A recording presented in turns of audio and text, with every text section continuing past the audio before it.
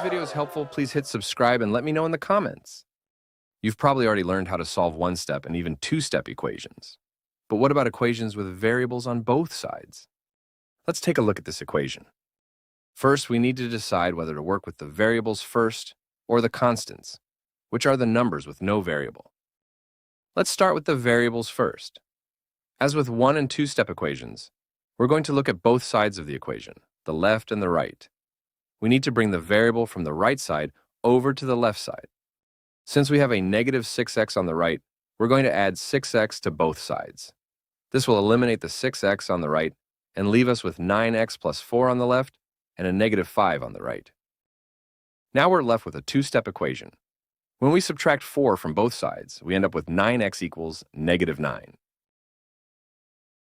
After dividing both sides by 9, we end up with a final answer of x equals negative 1. Let's try another one. This time, instead of starting with the variable, we're going to start with the constants.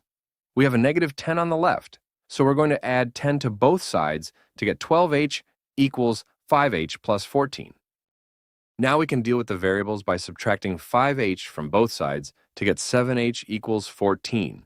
If we divide both sides by 7, we end up with a final answer of h equals 2. When working with equations that have variables on both sides, first decide whether to work with the variable or the constants.